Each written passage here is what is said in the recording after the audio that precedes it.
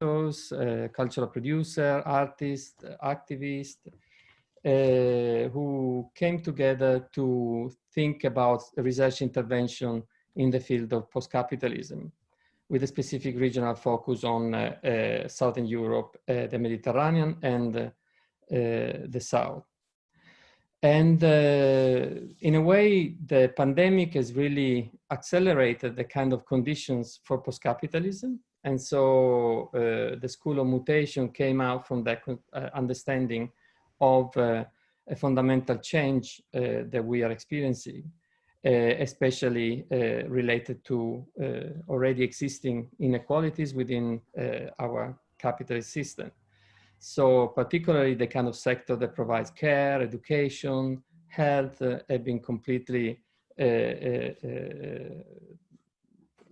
let's say, destroyed by the pandemic, and they put under increasing strain, but also the structural inequality in terms of class inequality, racism, colonialism, deeply ingrained in the capitalist system came out really clearly. Also pointing towards some kind of possibility of change or radical change. And so in that sense, the School of Mutation of the Institute of Radical Imagination is thinking about a radical change in this fundamental sector of societies. And personally as an academic, but also because the Institute of Radical Imagination is a kind of think tank, we are thinking about modes of education or modes of study that can come out of a radical transformation of our educational system. So in this iteration, we'll talk about these three, what I call popular pedagogies, the Bachilleratos Populares, the school associated with the landless movement in Brazil, and the Academic Without Campus in Istanbul. So these are all educational pedagogies that came out from social struggles, as Boaventura de Sousa Santos described epistemologies of the South as epistemologies that come out from social struggles. Particularly in Brazil, the Educação da Terra, the land education, came out from the movement of land occupation in the 70s and onwards. Which is a movement that emerged during the anti-dictatorship, a very cross-sectional movements, bringing together labor organization, feminist organization, Black organizations, so very intersectional.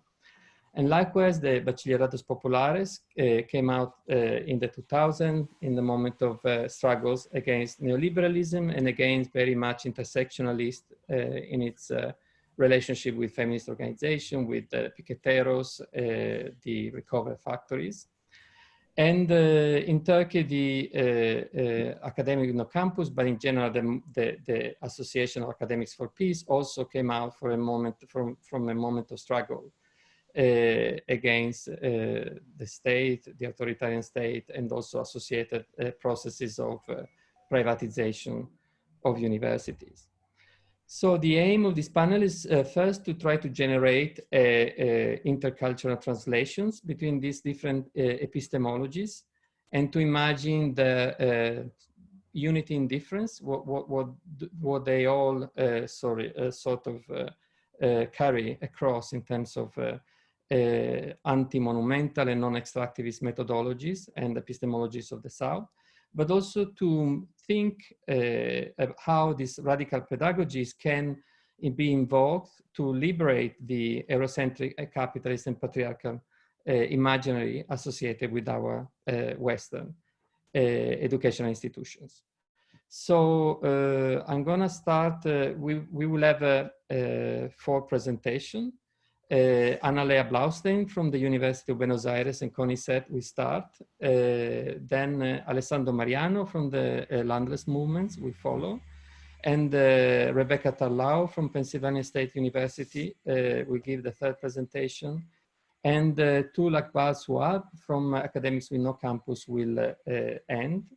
So there will be 20 minutes each, and then we'll be following with the conversation for the remaining 40 minutes. So, Analea, I leave it to you, and thank you. Okay.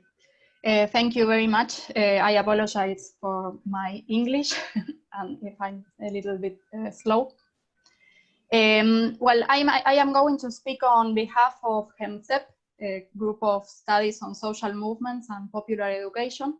It is a small self-managed research and teaching group from the University of Buenos Aires, and I was also part of the Bachillerato Popular. I will introduce them in a minute, for several years. I am very grateful for this invitation. I think it's worthwhile to have this conversation with experiences and comrades from different countries. First, I'm going to talk about the historical context in which Bachilleratos Populares, secondary schools for youth and adults, I will call them bachis, began. I am going to refer to social movements over recent decades in Latin America, particularly the actions related to education. Then, I will characterize how bachis work. I will also address recent feminist struggles in Argentina and the links between them and the bachis pedagogy. I will share a brief reflection on potential contributions of these experiences to higher education. This was Mao's first question. Especially in the unusual circumstances we are dealing with now. In the late 80s, a new protest cycle against the Washington Consensus began. A variety of social movements emerged in Latin America to resist neoliberal policies and to propose new ways of organizing common life by factualizing alternatives. They started to carry out prefigurative practices in their action territories concerning production, work, health, and culture.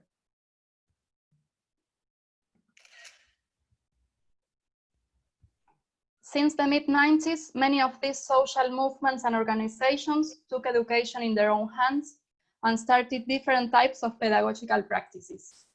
They began a complex relationship with the state, which involved both dialogue and conflict.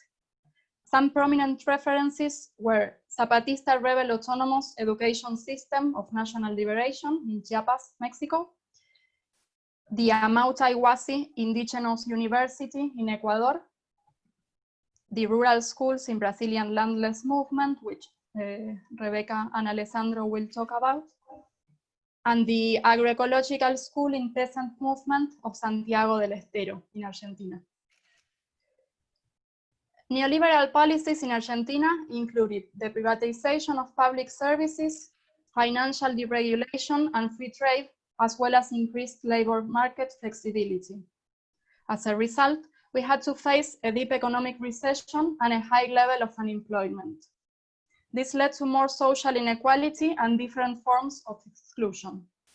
Education wasn't the exception, of course. It was then when multiple urban social movements appeared. The unemployed workers movement, el movimiento piquetero, was the most visible one. They progressively developed different forms of territorial work, such as productive undertakings, common lunchrooms, educational initiatives like school support. Other organizational experiences from that time included recovered factories, work cooperatives, and local assemblies. Some of their most important principles were territoriality, autonomy, grassroots democracy, and direct action. In 2001, an economic, political, and social crisis took place. It was a crisis of legitimacy. People did not trust in political institutions. So there was a people's outcry, a strong repression from the government, which killed almost 40 people. And after further demonstrations, the then president de la Rúa resigned. With the arrival of Nestor Kirchner's government, the state recovered a central role and promoted policies aimed at responding to some demands of social movements. However, many of those movements which defended an autonomous perspective strengthened their territorial processes. That is, when batches were formed. These schools were boosted by diverse social movements, territorial unemployed workers, recovered factories, work cooperatives, and labor unions. They were mainly located in the city and the province of Buenos Aires. They had two purposes. One, to resist the socio-educative effects of neoliberal policies. In this regard, they demanded the state to guarantee the right to education, especially for the disadvantaged sectors who had been historically excluded. And two, they sought to empower both students and educators to become political and create people power. They strove for a social change by the means of pedagogical alternatives based on the Latin American tradition of popular education and self-managed organization. Now I'm going to describe how these schools work. Each school sets its own curriculum. They work with pedagogical pairs of teachers. That means each subject has 2 teachers. They hold assemblies of teachers and students to discuss school management and daily organization, from building maintenance to pedagogical and didactic aspects. They usually have a coordination team. There is no principal. And that they set collective processes for teachers' self-education. The batches have 5 historical requirements from the state: official degrees, their own normative and curricular frameworks, comprehensive financing of school maintenance, scholarship for students, and salary for teachers. They have articulated themselves in a coordination, la Coordinadora de Bachilleratos Populares en Lucha, which has strengthened them by increasing their organizational capacity, their public visibility, and their potential to put pressure on the state to achieve common goals. After years of negotiation and protests, for example, demonstrations, lessons in the streets, scratches, public denunciation, many batches were officially formalized.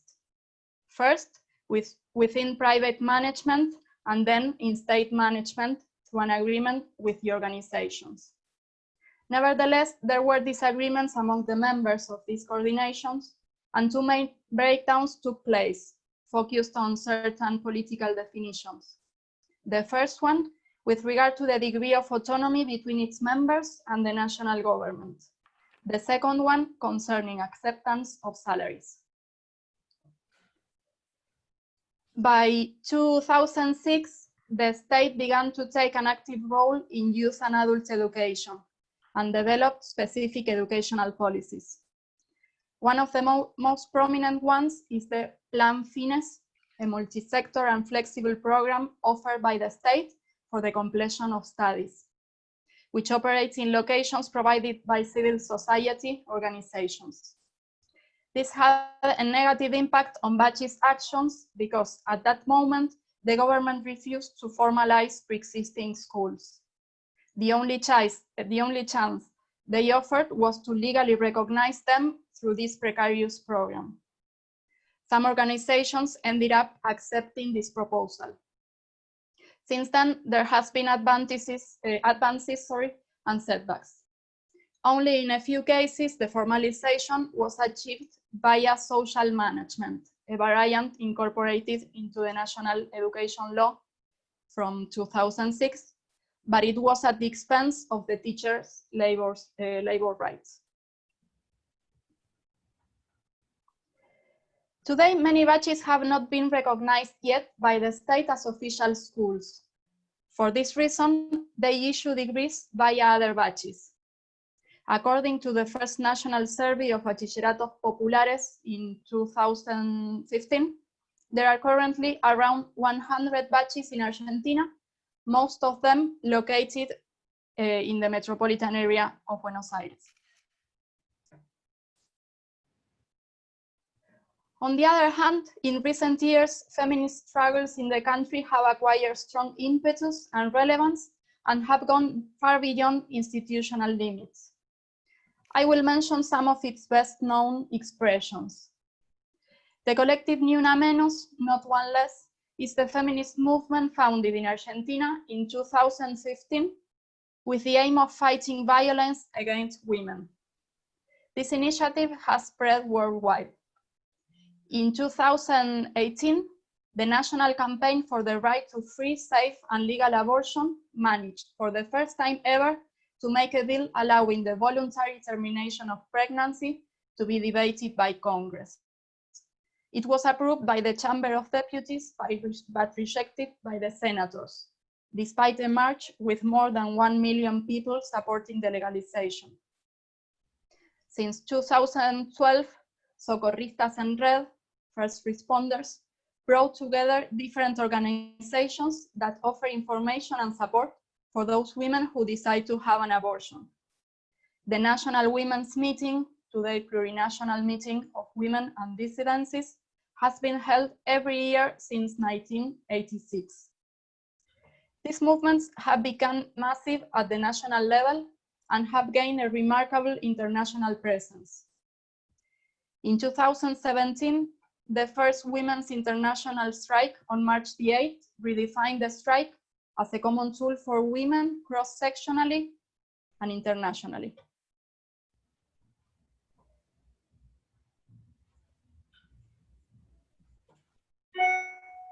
In Argentina, as well as in other Latin American countries, there is an important debate on popular feminism. The feminization of poverty has become visible, as well as the feminization of resistance. It has had a great impact on social movements. Increasingly, they are questioning the existing gender roles in our society, as well as different types of violence and micromachismos within the organizations themselves. Even if some movements and batches had early discussions and specific initiatives on gender issues, it was not until recently that this has become an important matter in the batches. Women's and feminist movements are in everyday school life now.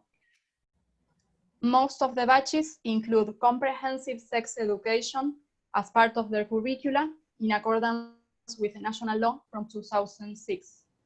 Many teachers and students take part in National Women's Meeting and hold activities throughout the year to finance the trip. Many organizations are dealing with gender-based violence within the schools themselves.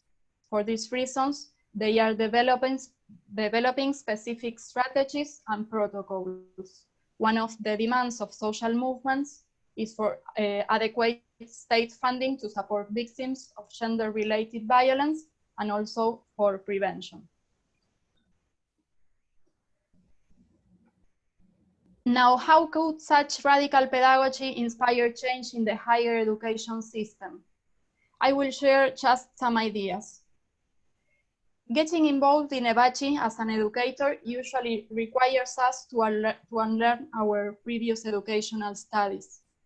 So we can explore possible contributions of bachi's radical pedagogy for higher education. This implies questioning higher education's oppressive and exclusive features, in order not to reproduce colonialist, gender, or class bias in curricular knowledge and practices.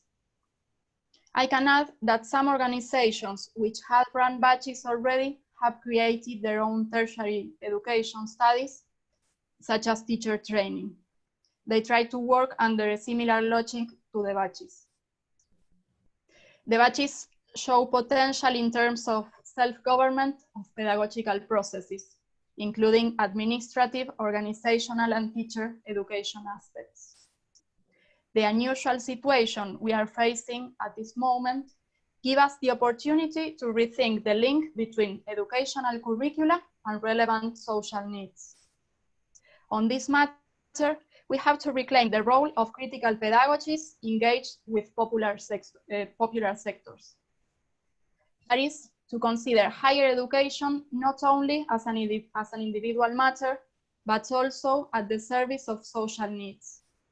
On the contrary, we are witnessing the prevalence of market criteria as a guideline for educational institutions.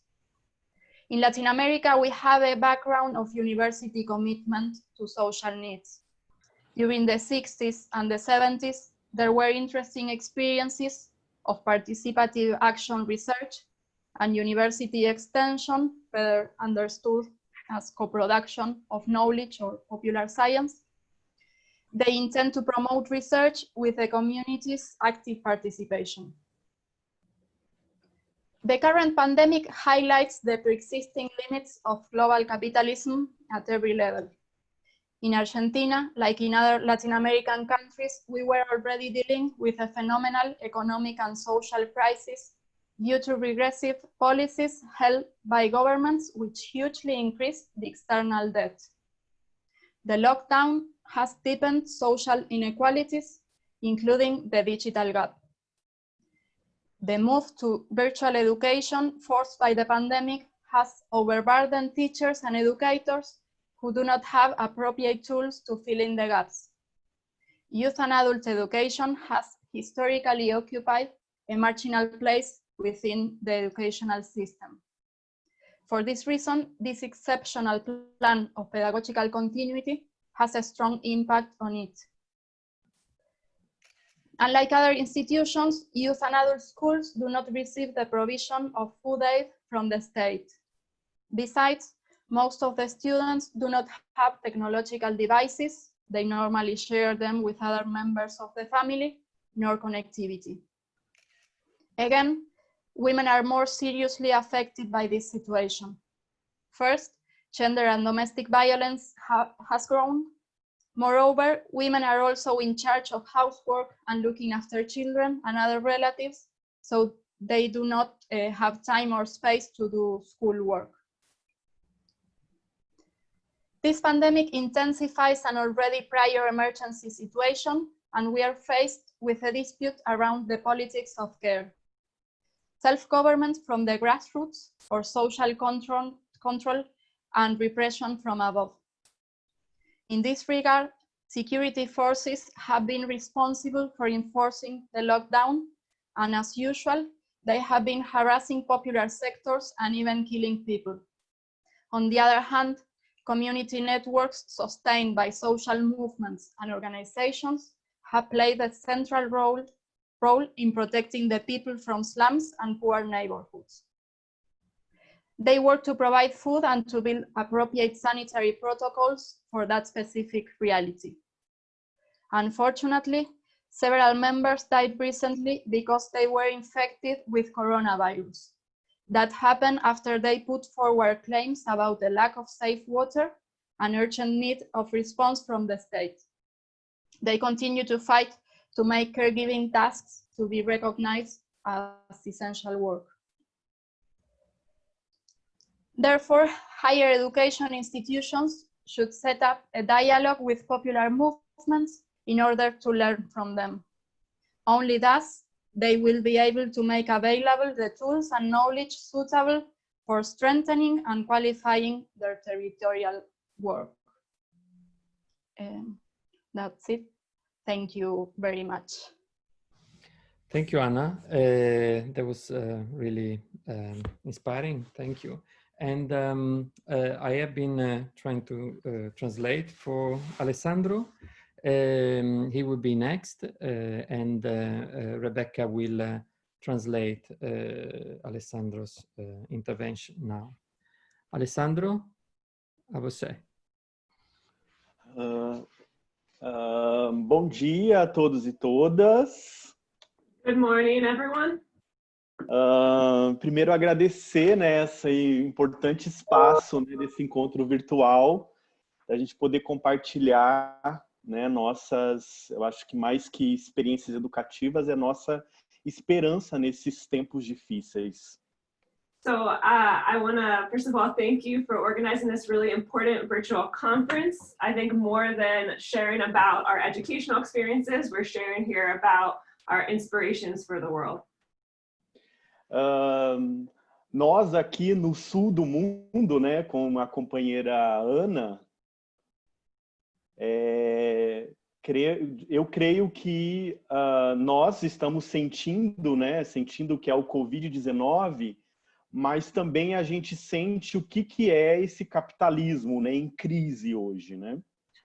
So here in the south of the world with my friend Anna, my comrade Anna, we're really feeling what COVID-19 looks like, but more than anything, we're feeling what a capitalist crisis looks like. Como que o capitalismo vai sair dessa crise sem ter quem colonizar agora, né? How is capitalism going to get out of this crisis without further colonialization right now? Bem, a gente sabe que não tem como colonizar territórios, mas segue colonizando nossos corpos, explorando nossos minérios, explorando nossas riquezas, né? É assim que o capitalismo se sobrevive, né? So capitalism can't colonize land anymore, but they're colonizing our bodies, our minds, the riches we have. This is how capitalism is surviving.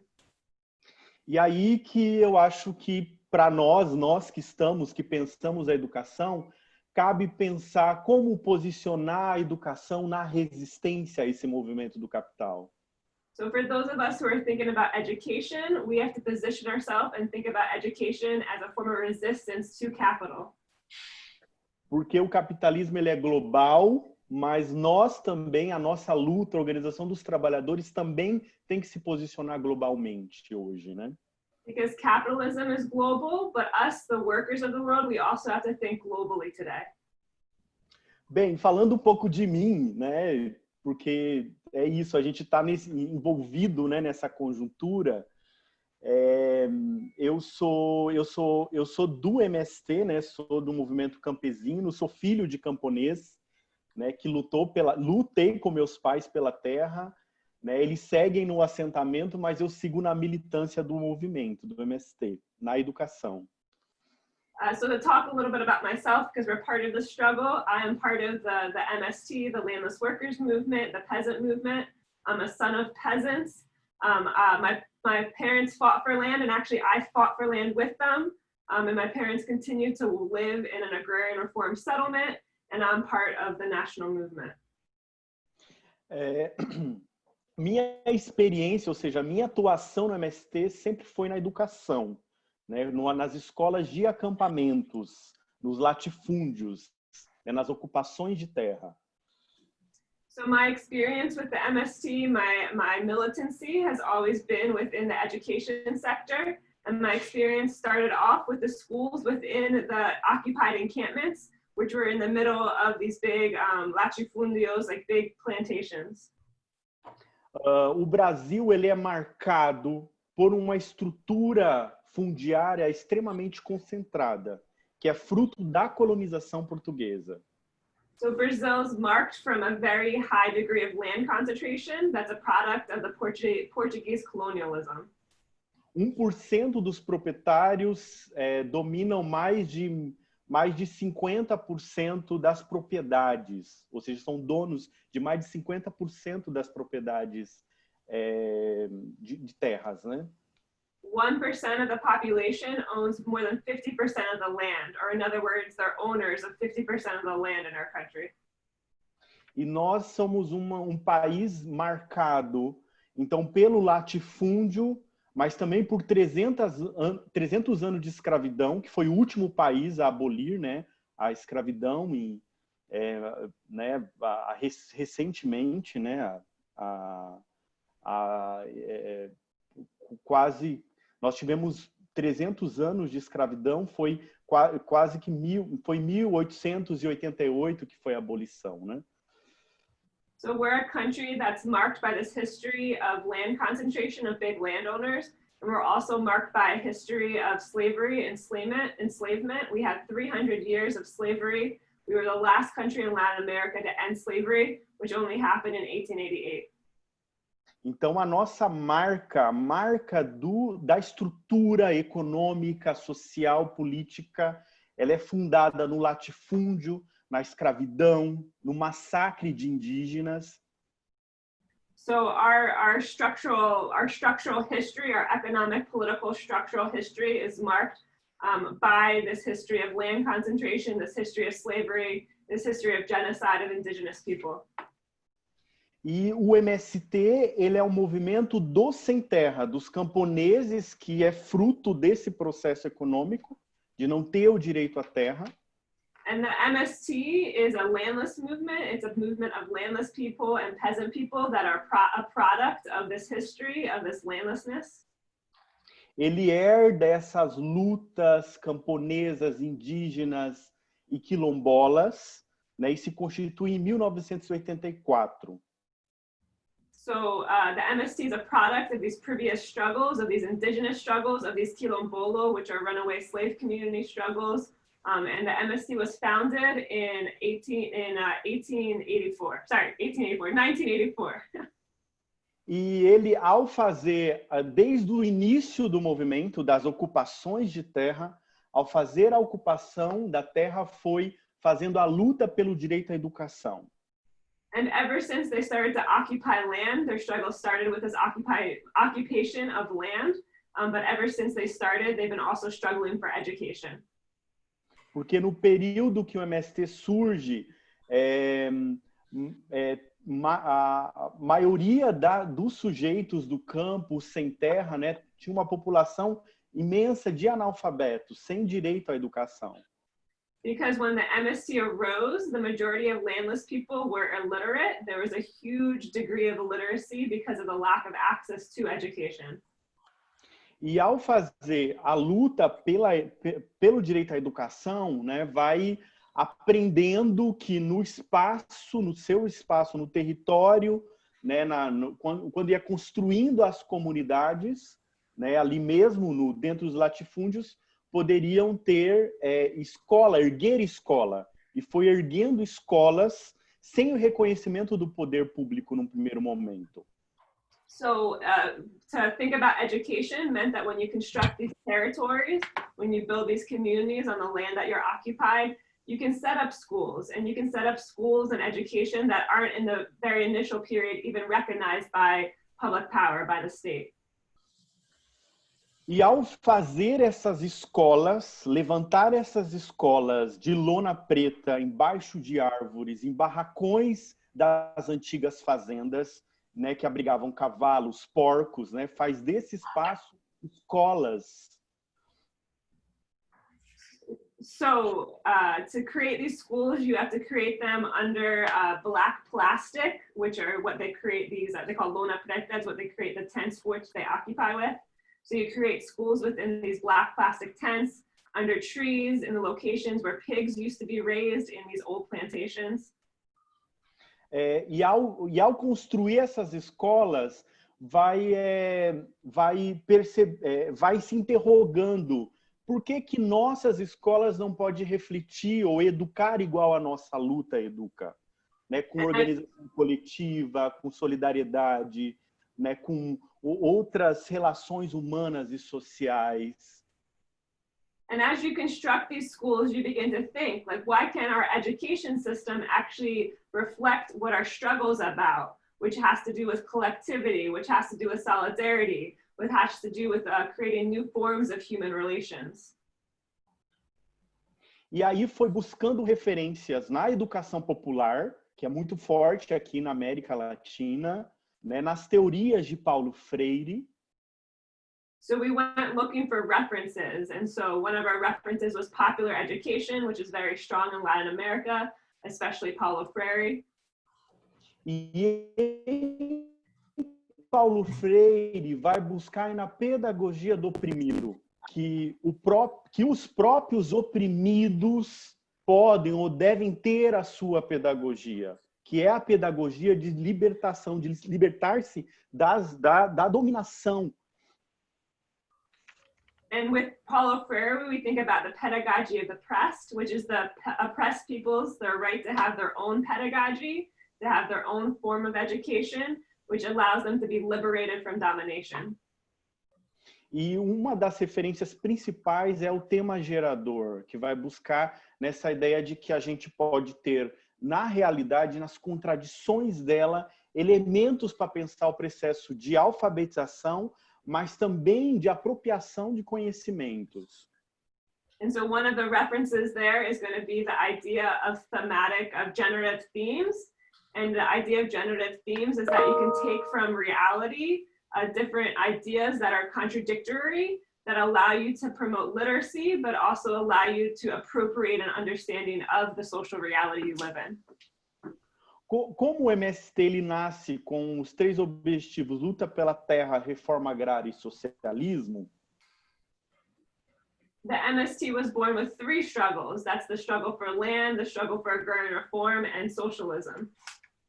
Então, isso conectou com outras experiências que é de luta na América Latina, como Cuba e Nicarágua. Isso na década de 80. And so these 3 goals connected with other struggles that were happening in Latin America, especially in Cuba and also in Nicaragua. This was in the decade of the 80s. Nós tivemos militantes nossos que foram estudar em Cuba, fazer formação política em Cuba e na Nicarágua, e traz para a gente referências sobre pensar a educação socialista. And so we have our own activists, our own militants that went to do political formation in Cuba and Nicaragua, and they came back to the MST and they brought references with them about how you construct an alternative education. E da pedagogia socialista, o que aprendemos? Né? Que elementos que traz para a educação do MST? Uma delas é a auto-organização dos estudantes, o trabalho como princípio educativo e a questão da atualidade como centralidade no processo de formação. So what do we gain from these socialist pedagogies? How did the MST take these socialist pedagogies? Well, the things that we gained were the idea of the self-organization of the students, that they can self-organize. Also the idea of work, of manual labor as an educational principle. And also the idea of reality, how reality can be the basis for education. E uma teoria também que é muito forte, que é a própria luta como elemento para pensar a educação, que é a chamada pedagogia do movimento. And another theory that's really important is the understanding of struggle itself as an element of education. And so we call this the pedagogy of the movement itself. Que aí, da pedagogia do movimento vem o elemento da coletividade, da luta social, da cultura, da história e do trabalho. So from the pedagogy of the movement, we take the following elements: the idea of collectivity, the idea of social struggle, the idea of culture, of history, and of work, of manual labor. Há um conjunto de teorias, de formulações sobre essas questões que embasam, né, que estão nesse livro chamado Pedagogia do Movimento Sem Terra. It is this combination of theories, of practices that we put together and that we have been synthesized in this book that Alessandro is showing you, which is called The Pedagogy of the Landless Movement, which is by José Luis Caldarchi. If you haven't read it yet, it's worth reading. Esses elementos foram fundamentais para pensar a educação como formação humana. So these elements were fundamental to think about education as human formation. Que é pensar uma educação onde desenvolva todas as capacidades, as múltiplas capacidades que temos como ser humano. Which is to think about education as cultivating all the capacities that we have as human beings. E em resumo do nosso projeto educativo, tem 4 elementos centrais. So in summary, our educational project has four central elements. Uma delas que se conecta com a escola do bacharelato, né, da Argentina, que é a gestão democrática, com assembleias, a auto-organização dos estudantes, dos educadores. One of them connects to the educational project, the bacharelatos that Ana was talking about, which is the idea of democratic governance, of the involvement of everyone in the governance of a school system. Outro elemento é os tempos educativos. Essa ideia que a escola não é só espaço de aula, mas a escola também é espaço de aula com seu professor, espaços de estudos coletivos. So the other idea is the idea of different educational moments during the day. So the idea that education is not just in the classroom with your professor, but it's also in the classroom with your professor. And in addition to that, there's other moments, like moments for collective study among the students. Espaço de trabalho, porque todos na escola trabalham, né? Que daí tem o trabalho agrícola, limpeza, fazer a merenda, todos esses são trabalhos compartilhados. The other educational moment is the moment of work, because everyone in a school has to work. They have to do agricultural work, they have to clean, they have to cook the daily snacks that are provided. Espaço de esportes, de educação física, de oficinas para aprender outras técnicas e conhecimentos gerais. Spaces of sports, physical education, also workshops where you learn other techniques and things that you can do. De cultura, né? Espaço de teatro, da mística, né? Que é um princípio do nosso movimento. So another idea is culture, spaces of culture, of theater, of what he's referring to as mística, which is an element of the MST. Mística are cultural performances that involve poetry and singing and dance. This is me adding, not him. Bem, e o quarto elemento, que é essa ideia do acesso ao conhecimento, que é do acesso aos conhecimentos científicos, da arte, das ciências, mas também conhecimentos necessários para a luta e a organização coletiva. So the other element is the access to knowledge. This means access to scientific knowledge that's necessary, and also access to artistic knowledge, and also access to knowledge that allows for the organization of struggle of our social movement. Bem, e aí, assim, em resumo mesmo, a gente, ou seja, tem uma escola que ela está no assentamento, no acampamento, né? Ou seja, pensando a formação, encarregada da formação desses sujeitos, mas elas também estão conectadas à luta do movimento, à luta pela terra. So summarizing, in our settlements and camps, and again, this is me, settlement camps are where they're occupying, settlements of where they actually have land access. There are schools, and these schools are forming the subjects, forming our students, they're educating our students, but these schools are actually also connected to our social struggle, our struggle for land. E também a escola, por exemplo, para em momentos de luta e vai para a luta junto. Vai para a marcha, vai para protesto. And when the school is functioning, if it needs to stop because of the struggle, it will do that. So it will stop functioning, and everyone in the school will go to the march, will go to the protest, will participate in the movement struggle. Mas essa forma de participação também é planejada intencionalmente como espaço pedagógico, né? Que os estudantes se organizam de como vão para o protesto, que placa vai levar, né? Que performance vai fazer, então com intencionalidade. So this participation of the students, it's also planned intentionally to be pedagogical. So the students have to prepare to go to the protest. They have to decide how they're going to organize themselves, what banners they're going to bring, what they're going to do when they arrive.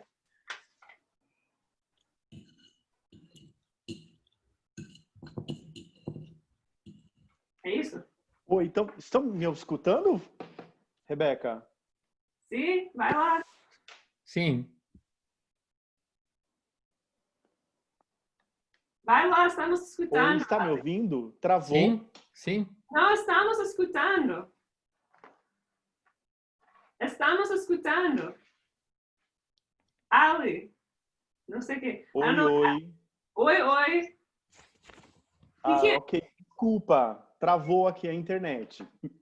Vai lá. Bom, e para finalizar,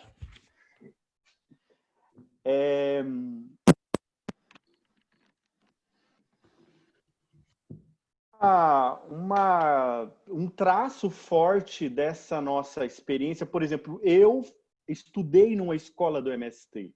Eu fiz um nível médio na formação de educadores, né, numa escola baseada nesses princípios, do trabalho, da coletividade, da auto-organização. So an important part of this is the fact that, like, me personally, I studied in a school of the MST. I went to a high school that was gave you a degree in teacher training that was based in all of these different pedagogies. Ou seja, a escola que eu estudei, nós tínhamos um momento de aula, momentos de trabalho, momentos de se auto-organizar, líamos 2 horas diárias. So in the school where I studied, we had time for class, we had time for work, we had time for self-organization. Every single day we read for 2 hours. Pesquisa, tivemos que fazer trabalho de pesquisa sobre a realidade, né, elaborar, né, mesmo na juventude, com 15 anos, fazendo isso, né, também com a pesquisa. We had to do research. We had to research our reality, elaborate on it. Even with 15 years, only 15 years old, we had to do this form of research of our reality. Essa educação, ela nos dá ferramentas para entender, né, o conjunto do mundo, as contradições, mas a decisão entre a forma que eu vou atuar no mundo é uma decisão muito individual de cada pessoa. Né? Mesmo que seja uma escola do movimento, não é uma obrigatoriedade que a pessoa tem que estar no MST. So this form of education gives us tools. It gives us tools to understand the contradictions of reality. But the form in which individuals decide to act in reality and what they do afterwards, that's an individual decision. The MST doesn't force people to stay within the movement. E outra que a escola ela não segue uma teoria, né? Ela não tem uma teoria que segue. A nossa proposta, a gente se apropria e conhece essas vastas experiências e faz sínteses de acordo com a nossa realidade, de acordo com as nossas perspectivas de luta, né, nesses espaços e ainda na dimensão do Brasil, né? So what's really important is we don't follow one theory. We like to appropriate all the different theories, all the different experiences that have been historically constructed, and then we synthesize those experiences and we adapt them to our reality, our perspective of struggle. E hoje nós temos 2.000 escolas públicas em assentamentos, que são escolas que atendem à educação, né, de crianças, adolescentes, jovens e adultos. So now in our movement, we have about 2,000 public schools across the country. And these are schools that are within our communities, within our agrarian reform settlements that attend and offer education to our children, our youth, our adults. Essas escolas seguem princípios da educação do MST, mas cada escola tem suas características e formas de como se aplica esse jeito, né? essa forma organizativa em cada local. And so these schools all follow these general principles of the movement of education of the MST. However, the form that each of these schools take and the particular ways they apply these principles is specific to every school and their reality. Com a eleição do governo Bolsonaro, nossas escolas, o ano passado, foram um dos alvos de ataque do presidente, do novo presidente. So with the election of right-wing fascists, that's my addition, Bolsonaro last year, the MST schools were attacked, one of the areas of attack of the new president. Porque nossas escolas têm nome de lutadores, de revolucionários da América Latina, ou seja, se posiciona do lado da luta dos trabalhadores e trabalhadoras do mundo, do Brasil e do mundo. Because our schools have the names, they're named after revolutionary leaders throughout Latin America. So in other words, our schools are explicitly taking the side of working class people from around the world. E nesse processo, então, houve tentativas de fechar nossas escolas, mas houve resistência das comunidades e como são nas esferas municipais e estaduais, ele não conseguiu fechar, né? So there were really big attempts to shut down these schools, but there was also community resistance. And because most of these schools are controlled by municipal and state governments, Bolsonaro was not successful in shutting down our schools. Então, hoje nós estamos na pedagogia da resistência, né? Ainda sobre olhares, né, desse Estado, desse governo, né, neofascista. So right now we're in a moment that we could call a pedagogy of resistance, trying to resist this new government that's neo-fascist. Mas como nós temos muito apoio, né, da sociedade, então a gente está tendo um pouco também um apoio, solidariedade do conjunto para não permitir, inclusive judicialmente, né? Porque nós temos que assegura o direito dessas escolas funcionar. But because we have a lot of community and society support, this community and society support is acting as a defense against the shutting down of our schools. And even through the legal system, we've had a lot of success legally in defending our schools. Bem, eu vou ficar por aqui. Agradeço muito esse primeiro momento. E eu creio que Rebeca vai seguir com as contradições, porque não é tudo mil maravilha. A gente também tem contradições nesse processo. So thank you. I'll be here if you have other questions, but I think Rebecca, that's me, is going to continue to talk about some of the contradictions within our movement, because we're not just a marvelous, perfect movement, but there's always contradictions. Obrigado, Alessandro. Obrigado per la sua fala, molto ispiradora. Obrigado. Yes, Rebecca, to you. Yeah, so I'm going to share, let me just get some water. A translation. I'm going to share my screen, if that's okay with folks. Oh, you have to give me access to share my screen, Mel. Just while he's doing that, my name is Rebecca Tarlau, Becky, everyone calls me Becky. I am an assistant professor here in the United States, and I've worked with the MST for the past 12 years. So I'm very close to the movement. And my research has focused on the MST's educational struggle, and specifically their relationship to the state.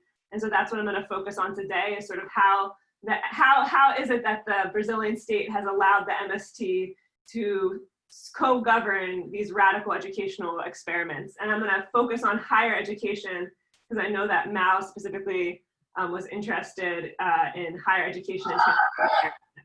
I'm going to talk about my book. I just published a book. It's called Occupying Schools, Occupying Land, How the Landless Workers Movement Transformed Brazilian Education.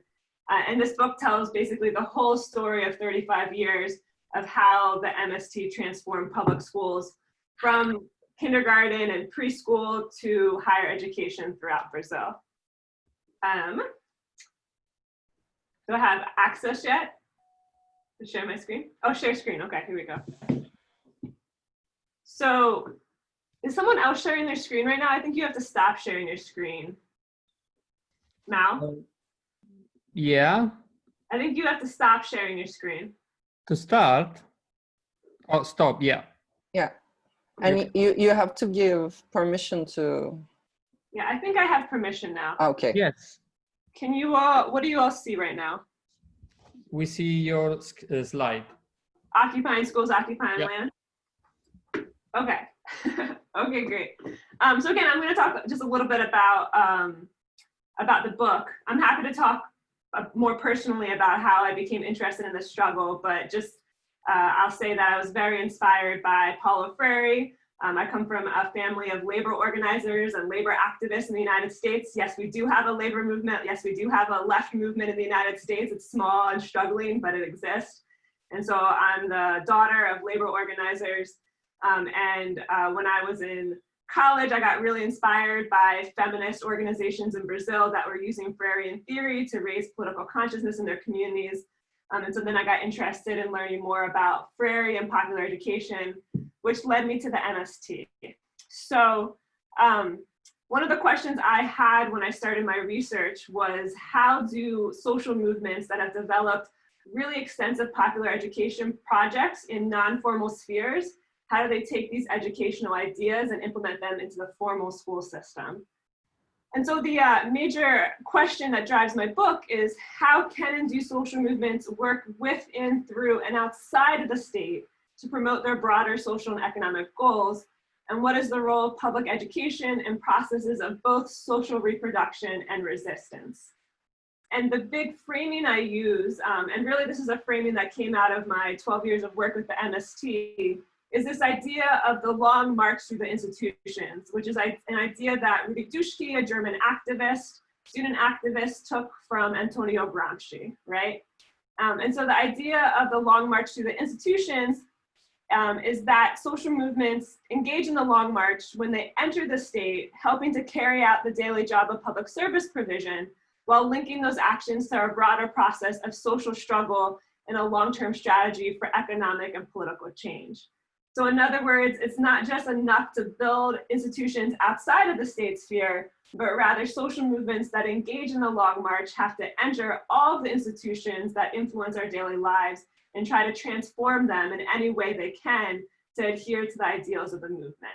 And so the landless workers movement, the MST, is a huge example of how a social movement can engage in this long march through the institutions over the course of 35 years. And so as Alessandro said, the MST has more than 2,000 public schools in its communities with over 8,000 teachers and 250,000 students. They also have created partnerships with over 80 universities to create adult education, high school degree, and higher education degree programs, which have affected hundreds of thousands of students. These are what you could call affirmative action programs for land occupants, land occupation participants, because you can actually only enter these programs if you've occupied land or if you've gotten land through a land occupation previously or your parents have, right? And so these are programs specifically for agrarian reform communities. Yet I would say that this idea that, so those are huge accomplishments, right? But this idea that social movements should enter the state and transform public schools and other institutions is actually really contested, right? So if you think of the Zapatistas are doing almost the exact opposite of the MST, where they're rejecting the state and building autonomous schools outside of the state sphere. Similarly, the Occupy movement that took place in the United States in 2011, it basically divided over this idea of whether to contest state power or whether to build the perfect social world within the confines of Zuccotti Park, which is where they were occupying. The Chilean student movement has also had huge divides about their relationship to state power.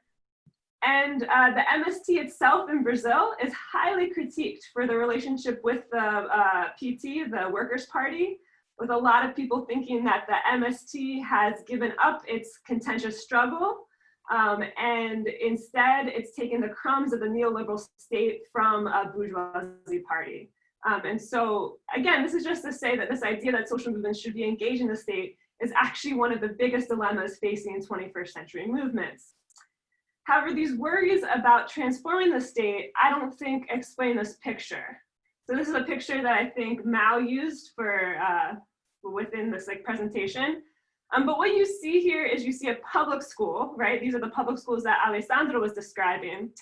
But it's a public school that has gotten legal recognition from the state government to exist within an illegal occupation, right? So a public school is legal with an illegal space. And furthermore, the MST has gotten permission for this school to move with the movement of the movement. So in this case, the movement is marching to the Capitol and the school is legally allowed to march with it. And so for me, this means that this public institution, a school, actually becomes part of the capacity of the social movement itself. And it looks a lot less like the state co-opting the MST and more like the MST co-opting the state. And so what I do in my book is I really try to engage in these ideas of co-optation and co-governance. And specifically, I offer this idea, which I think Anna was actually getting at also, which is that this idea of contentious co-governance, right?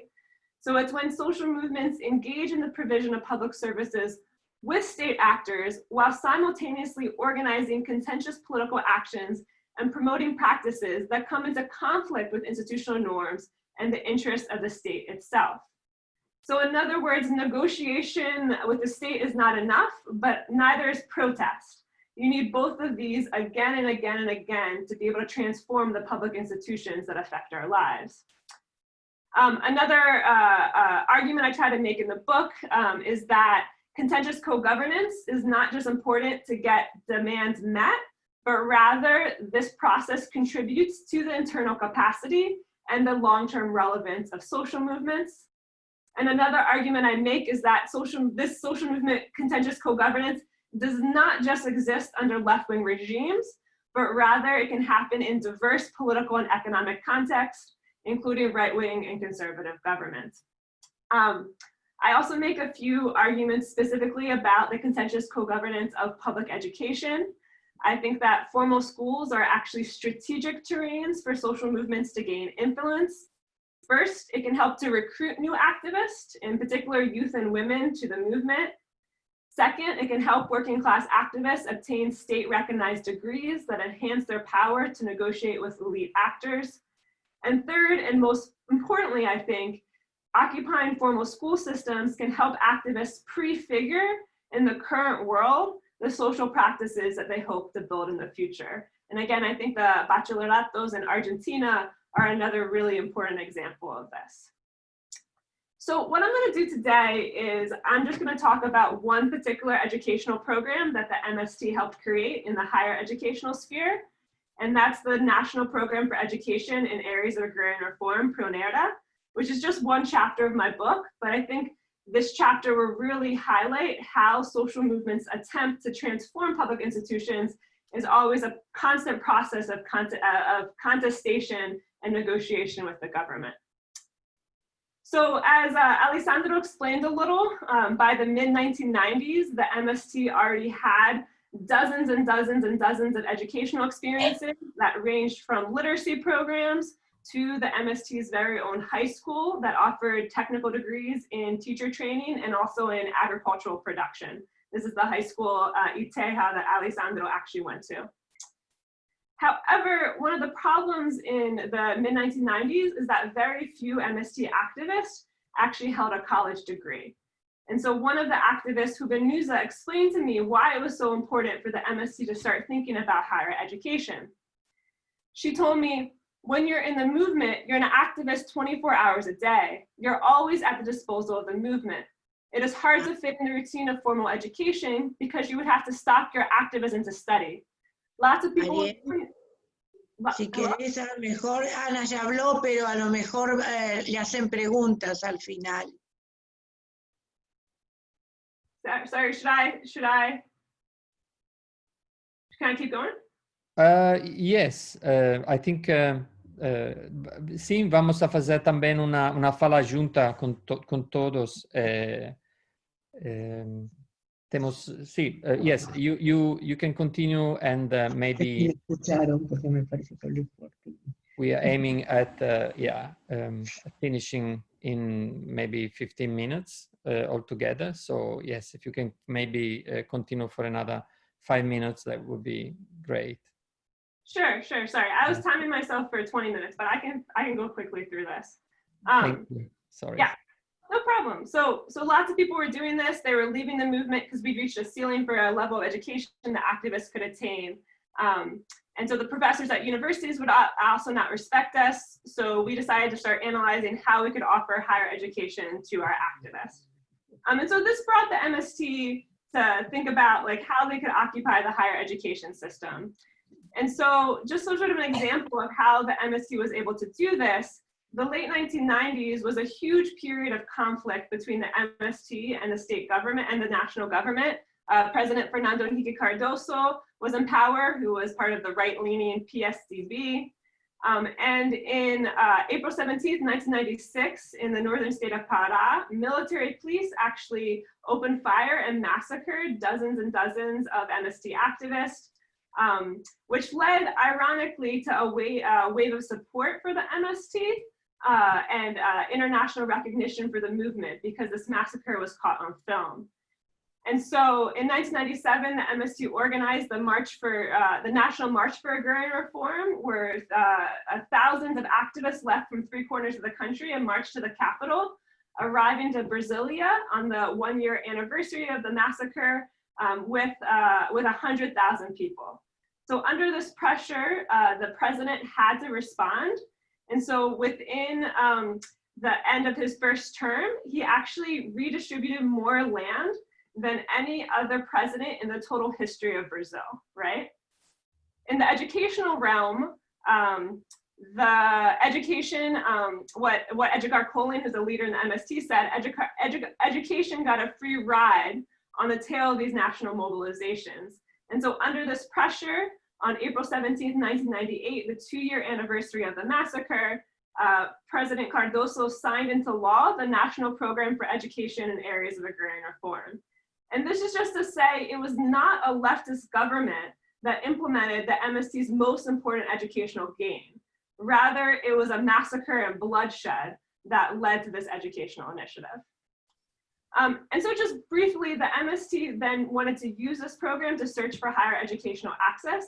So they began to ask tons of public universities if they would partner with the movement. And every single public university said, no, we refuse to offer education for landless folks, specifically for your activists. And so Edgar Colin said that this was really negative because the MST was always invited to universities to talk about their literacy programs. But the idea that sem terra, that landless people could come to the university and study as peers, was intolerable. Luckily, there was a very small little private university in the southern part of Brazil, the University of Juiz, that had a history of working with social movements that actually opened the doors and say, hey, if no one else wants to do it, come with us. Like, we'll start partnering with you through this national program. And it's through this small little private university that the MST created the first undergraduate degree program in the pedagogy of land, which went from 1998 to 2001. This program had 47 MST activists from 15 states who came to study at the university through what was called the pedagogy of alternation, where the students would come for 2 months, then return to their communities to do research, and then come back and do that for 4 years. And so this university education program had all the sort of principles of the MST that Alessandro talked about. I won't summarize them. But Rosali Caldarci, who's an MST leader, she said that the base of the course was the university's curriculum, but all the extras, the spices, were from the movement. So it was really this attempt to experiment with alternative educational pedagogies within the higher educational sphere. Of course, it was a university, so there were conflicts. Specifically, there were professors who refused to change their teaching practice. There were disputes over who had the right to define the curriculum. And there were also conflicts between students. So in this case, one of the students said that he no longer wanted to do the collective work the MST was requiring. And the professors supported the student's ability to matriculate into a different higher education program. And so one of the activists, Elizabeth, told me that it was then that we realized that the university did not understand us or our proposal because they supported and valued his decision 100%. Nonetheless, even with these conflicts, the course kept moving on. And it wasn't until the last semester that a conflict occurred that just could not be overcome. More specifically, nationally, the government was requiring all private and public schools to start doing standardized exams for a national ranking system. The national student movement in Brazil was against this and called for a boycott of the exam. However, for the professors who had gone out on a limb to support the MST, the exam was extremely important for the course's national recognition. And so the MST activists, they thought about it, they debated, and they decided to respect the boycott. Putting salt on the wound, they did not tell the professors about their decision. They went to the classroom to take the test, and they left all of the exams blank, which meant that this course got a failing grade in the national ranking system. The professors were so angry. One of them said to me, they did not allow anyone to know about their decision. There was no dialogue. Another professor said, we agreed to work with the practice of the movement. We did what the movement wanted, but the movement refused to work with the practices of the university. The MST never again developed another Pronera program at the University of Italy. And so that sounds really like a little surprising, but in fact, I think that example highlights what I'm trying to talk about with this idea of contentious co-governance, right? Because again, contentious co-governance is when social movements engage in the provision of public services with state actors while simultaneously organizing contentious political actions and promoting practices that come into conflict with institutional norms and the interests of the state itself. And so I would argue that even under left-leaning governments and in progressive institutions, these tensions and conflicts are a constant process of social movements' long march through the institutions. So I know we want to have time for discussion, but I just to end here, I would say that despite the conflicts in that first program, the fact that the small university opened up its doors led to the rapid expansion of higher education programs in partnership with the MST and dozens of universities over the next decade, right? And then when President Lula of the PT came to power, the funding for Pronera just expanded rapidly, leading to tons and tons of more adult education, high school, and higher education programs throughout the country. By 2011, there had been 3,323 students, these are mostly MST activists, that had graduated from 52 university higher education degree programs. Now there's also master's programs and lots of disciplines beyond pedagogy. Just to say that institutionalization, this process that social movement activists are often scared of, it was never a passive monolithic process, but rather an active struggle, one of ongoing contestations, setbacks, and advances. And so just moving forward a little, there was also moments when the government tried to take back Pronera, and the MST always had to defend those institutional gains. So I'm actually gonna skip this story about how the MST defended the program during an attack in 2009 and 2010. But I just want to end saying that the story of Pronera's creation and expansion shows that social movements' effective participation in formal institutions requires a combination of political advocacy and contentious protest, that institutionalization was never a freezing in time of the MST's educational proposal, but rather a dynamic process that required both mobilization and political maneuvering to push forward institutional goals. Second, the case of Pronera shows that occupying formal institutions can help to build a movement's organizational and leadership capacity and resource base. In a short decade, thousands of MST leaders obtained higher education, including 50 students who graduated from a Pronera bachelor's degree program in law and are now activist lawyers in the movement, which is extremely important. So I would end by saying that Pronera defies the claim that scholars such as Piven and Cloward argue that it is not possible to compel concessions from elites that can be used as resources to sustain oppositional organization over time. In direct contrast, the MST's ability to have Pronera and articulate with universities has transformed the movement from a movement of middle school, of high school students, to a movement of college graduates and beyond in a diversity of discipline and technical professions. So thank you. Thank you, Rebecca. That was really, really wonderful. Very, very interesting. And Tool, the floor is to you. Maybe we could, if you could maybe give a shorter presentation, because we want to leave, at least 40 minutes for discussion.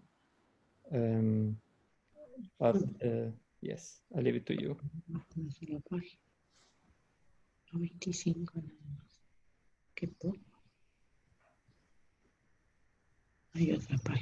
Tool?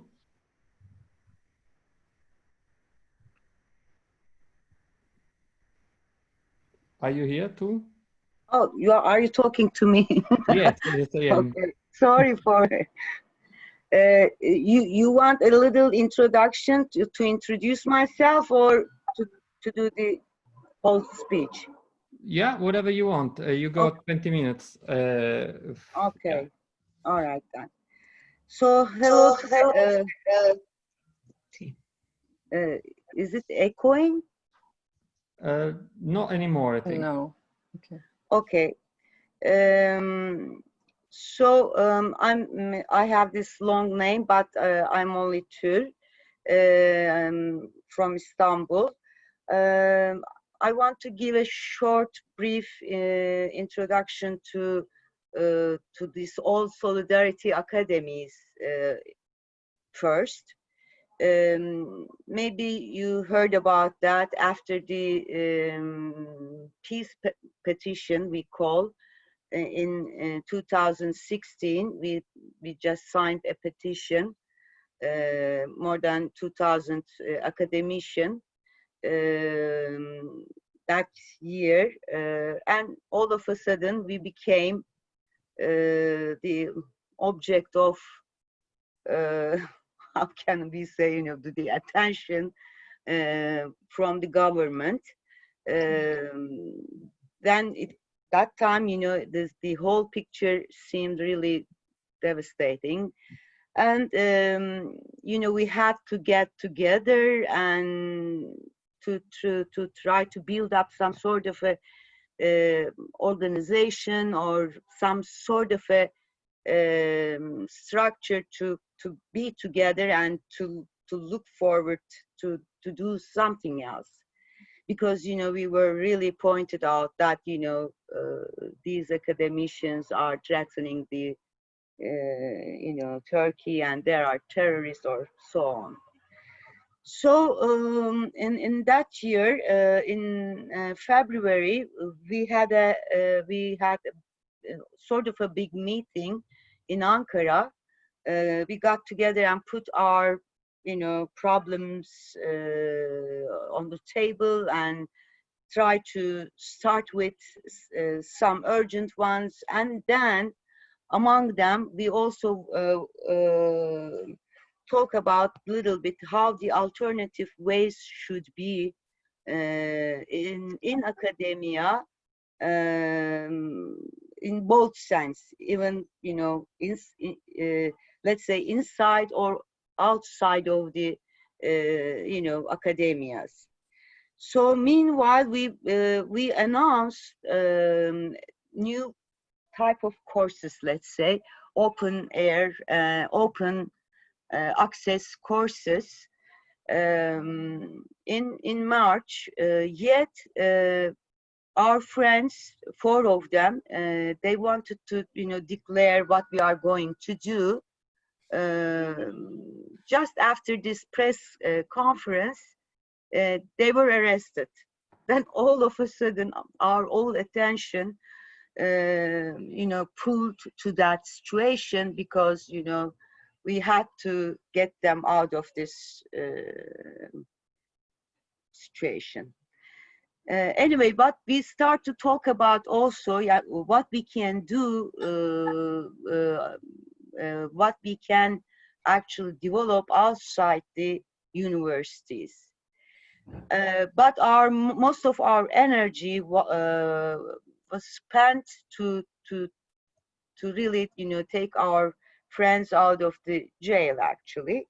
So it was a really strong struggle, and we were succeeded, I must say. They let them out, but we really work out for that also.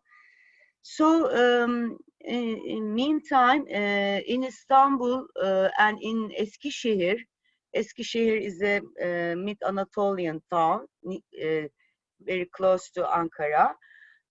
We both started to, how can we say, I could not say, a different academy or alternative one, but we start to practice some different ways.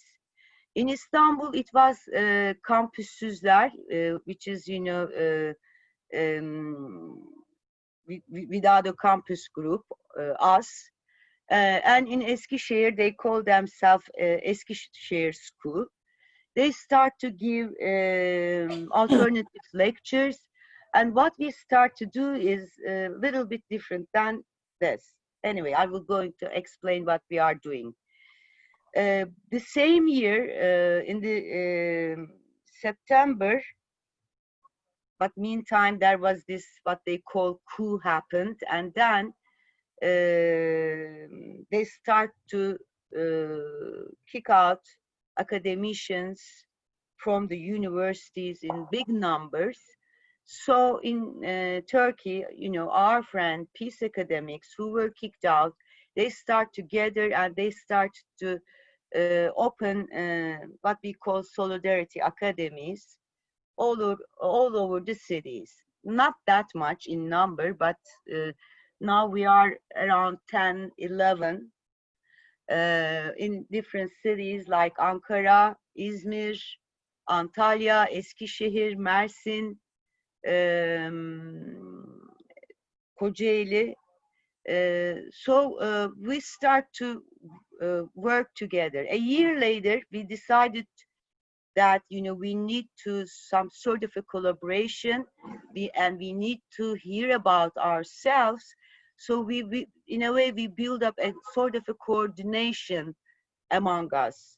And a year later, we had a foundation that, you know, supposedly, you know, covering all of us all together under its umbrella. So what we are, you know, all these solidarity academies are doing basically, you know, designing new, you know, different kind of curriculum, and basically doing, you know, alternative seminars or ateliers, you know, workshops, and, you know, basically work like that. Yet one of them in Mersin, very southeast corner in the Mediterranean corner, they build up a sort of a space. It's a coffee shop, but it has a you know, library, and they're also designing, you know, all these, you know, courses, seminars, and, you know, talks, speech, and also they try to make connections with agriculture. There are some members are very much interested in agriculture as well. So some of us among these old solidarity academies, they also establish their foundations or some sort of a cooperatives. So in that sense, they have this institutional structure in order to go on, in order to apply for sources. And in Izmir, there was another example. This Turkish Human Rights Foundation, they wanted to collaborate with the academics, and they started a program over there. They start to work together as well. So it is another example to show that there could be another different way of working together. And in Kocaeli, that's a workers' city actually, very, you know, next to the Istanbul.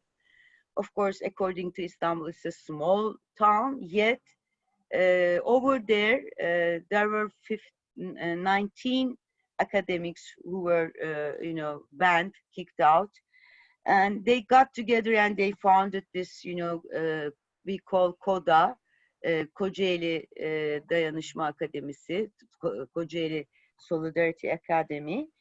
They had some sort of a connection with all the civil society in the city, because back then they have been working together with them. So they had the opportunity to have connection with the city, living city, we can say. So they opened up some sort of a school out of the whole system, and they have their own curriculum. They worked there for 2 years. Now their all budget is finished, so they had to, in a way, stop there, and they are working on other projects. With us, the group in Istanbul, actually in Istanbul, we had also Istanbul Solidarity Academy, which is not that much active right at the moment. And there is us, we call kampüsüzler, which means academic with no campus. As I said, we started in the very year of the 2016. We didn't want to actually go on with all these seminars and courses because we really wish to do something else really different from the rules and regulations of academia. So we come up with some sort of it's a big word, I know, but some sort of a manifesto saying that, we want relational, mutual, and a dynamic kind of a academia or academic study, or I wouldn't say education only by itself, but all these activities, when we put them together, we should call them maybe something different than the all this academia actually. So what we try to do actually, we try to find out ways to sort of, I know these are very big words, but to abolish the borders in between disciplines. I know it is very hard to do it, yet this was our main, one of the main purpose. So of course we were coming from different disciplines, and we try to focus on different topics, and we decided to study some design focusing points all together. For example, the social history of capitalism is one of them. It is our first study topic. We had, oh, okay, I will be. Let's say, from psychology to biology to economics to sociology, coming from all different disciplines, we are trying to focus on one particular topic and one particular periodization, and we study, let's say, for 5 months, 6 months, it depends, and then we do some sort of presentations. They also alter. It could be a whole weekend for 2 days, or 10 days workshops in different cities, which is very highly concentrated ones, and it goes on like that. We have gender studies, urban studies, and this as I said, social history of capitalism all the time. And so what we are doing, I mean, with all these study groups now, for example, who are coming from also outside of the academia, different people, different education levels, now we are working on our books to write on those books all together, and as I said, some presentations. I hope I wouldn't, I mean, I'm done. We can continue. Okay. I hope I didn't pass. Okay. No, that was great too. Thank you. Yes. So if let's start the open conversation. I would keep on translating on the telephone to Alessandro. So if you see me in the telephone, it's not that I'm making a different phone calls. I'm just continuing translating for Alessandro. Is there anyone who wants to start?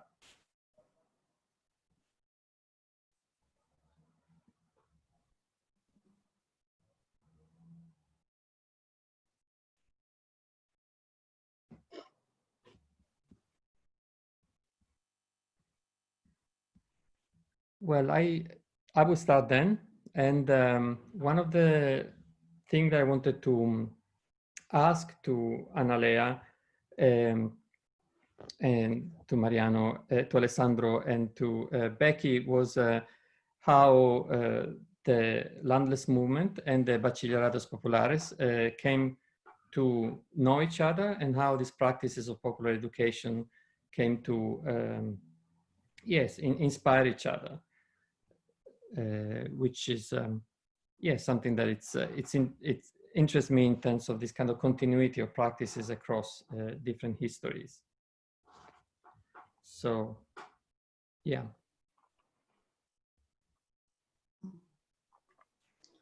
Well, I'll try to answer.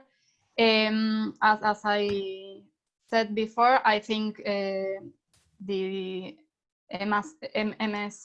MST was an inspiration for the Bachis. And many members of the social movements and the Argentinian organizations have traveled to Brazil to study in the Florestan Fernandez school, for example. And I think that they took some tools. For example, what Alessandro said before about the mystic is something that Argentinian movements do as well. But I think it's very complete, and it was very interesting how Rebecca spoke about it. But I think the Bachilleratos Populares in some way try to keep more autonomy from the regular schools from the state.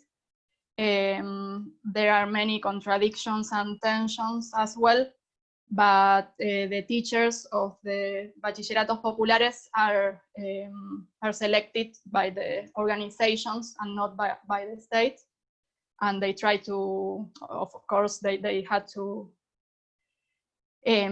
consider curricular prescriptions, for example, or they also have inspections, but there's a dispute around many of these requirements, curricular, administrative, things like that. I don't know, Rebecca or Alessandro. Ali, você quer falar sobre a relação com bacharelatos na Argentina?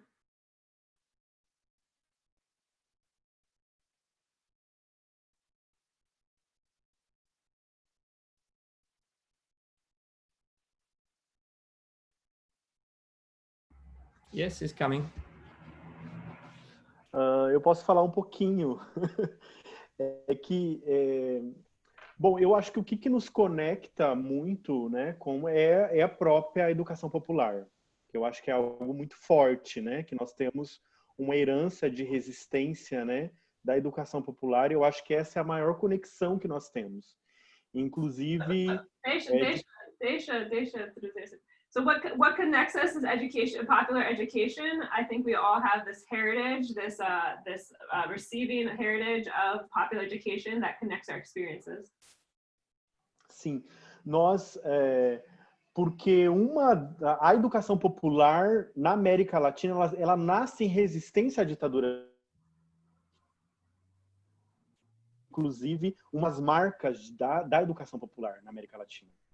Because popular education was born under a dictatorship, and I think he got cut off a little, but he's saying that popular education has this mark of being born and resisting dictatorship.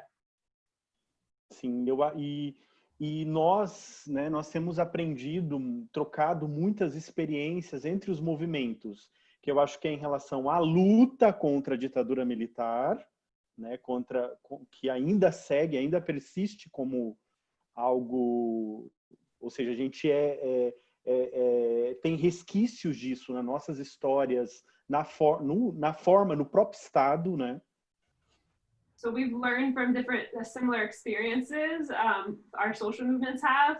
This is Argentina and Brazil, including this experience of dictatorship, of resistance, of persecution during dictatorship, and the risk of the dictatorships continuing. E uma das conexões principais, né, que eu acho que é pensar um currículo que se preocupe com o poder popular, ou seja, com a organização e a autonomia do povo. And one of the connections that we have really important is a curriculum that's about popular power, that's about thinking about the power of the people.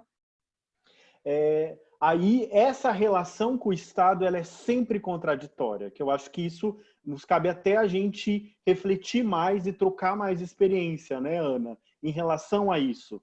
Porque a relação com o Estado institucional, ela é sempre contraditória. And the other relationship we have are these contradictions with the state, because when you have a relationship with the state, when you have institutionality, institutionalization, you're always going to have these contradictions. Porque o Estado sempre está incorporando as orientações do Banco Mundial, as orientações do capital. Because, e nós fazemos o contrário, buscamos uma educação com outra perspectiva. Because the state is always incorporating the guidelines, the suggestions of the World Bank, of the capitalist class, and what we're doing is we're doing the opposite. Então ela é sempre tensa no sentido de disputa mesmo, disputa de projeto, de intencionalidade, né? Que isso no campo do Estado ela sempre vai estar em confronto. And so it's always tense, it's always a dispute of what your principles of intentionality. And so we're always going to have this dispute with the state. Seria isso. Obrigado. So should I just add real quick? The one thing I would add is I do know the MSc directly draws on lots of global experiences, including like Cuban literacy programs and educational programs in the Soviet Union during the 1920s. I personally have never heard them specifically refer to the bachilleratos in Argentina as one of the experiences they're directly drawing on. But I will describe an experience where I was in Buenos Aires with two MST militants, activists, and we visited one of the bachilleratos in an occupied factory. And they were just like shocked about how many similarities there were between the types of pedagogies that had been developed in Argentina and the types of pedagogies that they had implemented in their camps. So I think my understanding is the two experiences developed somewhat in parallel, but that because they came from the idea of occupying territories, whether that's factories or land, like a lot of similar pedagogies developed in both experiences. I also just one thing to Anna's point, so the MSc also has schools that have state recognition that they have more autonomy over, which include like the high school that's not a public school, but it has state recognition and leads to a state recognized degree. And in these schools, the MSc has a lot more control over the teachers, of the pedagogies. These are sort of like MSc educational utopias. But the MSc is also trying to occupy the public school system. And in the public school system, you can't just fire all the teachers, because teachers, teachers are often unionized, they're concursados, they're like civil servants. And so what the MSc has had to do in these other public school spaces is actually garner the consent of teachers for their alternative educational projects. And in these public schools, like the ability to transform them is always like more contradictory than schools where the MSc has more autonomy. Alessandro's laughing. Did you want to add something, Alessandro? No. He was just telling me that Nikolai wants to speak. Oh yeah. Thank you, Rebecca. Nikolai? All right, just a little insert in the historical perspective, because the movement to defeat illiteracy started way beyond Russian Revolution, and it came with the movement of Narodniki, which were like middle class intelligentsia who went on purpose to live in the villages and to start their own educational processes, like very, very locally, subtly.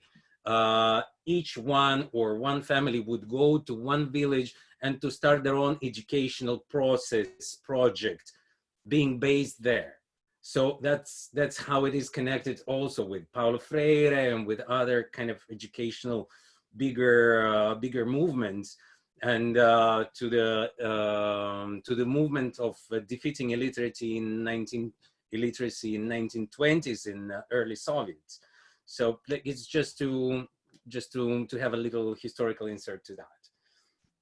It makes all sense here. Thank you. Yeah. Questions? More questions or comments? If I can. Yeah. Hi. Thank you for the speech to everyone. I want to start with one important issue that Rebecca told about. So the conflict with institutional norms and the interest of the state itself, while this kind of self-organization process start a self-institutionalization process. So this is crucial, and this is exactly what we see also in other self-organization movements. We see in Europe especially, but not only there, also in Latin America and in other places, with urban commoning experiences. And this is exactly why there are many similarity between also different experiences. So I think that one of the important things that during this presentation arise is that, first of all, one of the most important and crucial aspects of self-organization among the self-institutional process is to impact with the public sector, not with the private sector. So this is a thing that is very important and is also very difficult, because when you face with the public sector, you have many, many problems. So I think that another point that we can underline is that in this kind of experiences, a double change is needed. Is a change for social movement that when they face this kind of experiences, they have for many problems, and they have to also evolve in imagine some kind of connection with the other part of the public sector, and is a change for the institutional level in order to, and this means the state, the norms, and also the academic level, in order to create a space that can enable this kind of experiences. So I want just to say that this is exactly the connection that we have to create. I hope that this important meeting that we have today can give us the opportunity to continue this kind of connection, because when we want to change the state, the academy, and all this level, is very, very useful to help with legal precedent, sharing victories, putting together norms, is what we tried to say exactly with Iri, last year, also with the Solidarity School, and there is Theo that can say better than I, and Anna, and Baciciatores Populares, and other, in order to imagine a sort new kind of legal framework in Greece. And if we are able to imagine a legal framework in one of these experiences everywhere, if we are connected, we can use that victories to make this kind of enable also possible somewhere else. So please imagine how to evolve this kind of alliance that we need. This is an international alliance in order to make this change possible. Thank you, Giuseppe. Theo, do you want to come? Yes, you got your hand on. Hello everyone, sorry I moved to the balcony because my internet connection is very unstable. Thank you so much to everyone. I just posted on the chat a couple of links about the Solidarity School Network, which was established in 2015 in Greece as a coordination of now 13 members, and some information of where I'm a volunteer, the Open School for Immigrants of Piraeus. I think just to follow up on Giuseppe and to link a little bit to the previous discussions also that Rebecca raised, I think it's very important to renegotiate how we relate with the state. And this is coming from a territory of perpetual crisis now since 2010, plus the experience of having a radical left government who let's say that, you know, we had the experience of having Syriza in power and trying to also reform and re-engage with what the movements achieved in the years prior to this governmental position and how to further progress our demands and our struggles. I think what Giuseppe just mentioned, and please let's all connect and follow this after this very important meeting, is of how we relate to the state. I mean, as a network and as schools, we are really trying to push beyond, you know, beyond the limits of our operation and shift the way the state deals with education. We are almost fiercely against the idea of private education, and I mean that can take a long discussion. But I think that on the face of how certain European countries and governments are approaching education, we are on the verge of a systemic crisis. Of how you know, educational systems deal with human rights. You know, one cannot you know, go beyond Romania almost banning gender studies in universities, and very similar examples like this. It is time to learn from each other, and I'm very inspired by the presentation today. It's a lot of emancipating tools, a lot of very interesting discussions about how we move forward. So I will second Giuseppe's proposition here on using each other and finding the legal wins. I mean, for example, we as the Open School for Immigrants managed after, I mean, we're operating now for 15 years. We have engaged at something around 15,000 students, managed to get us to win the ability to offer a certificate of language teaching for Greek for our students who are adult immigrants in order for them to apply for citizenship and residency permits. And that was a small win, but a very big step for our students. So I think we need to share the small battles and the big failures and move ahead. And thank you very much again for everybody sharing. Thank you, Theo. Do we have another comments or questions? Can I say another little? Yeah. Now that on the relationship with the state, something I think we learn from Bachilleratos Populares is that the autonomy or freedom margins are not necessarily attached to the legal figure with which the schools, in this case, are recognized. I mean, you can reproduce state relationships not being part of the regular system, and even within the state system, well, in Bachilleratos Populares as well as MST, we have seen that there are many like dispute processes, or it's possible to create disruptive actions or innovations as well.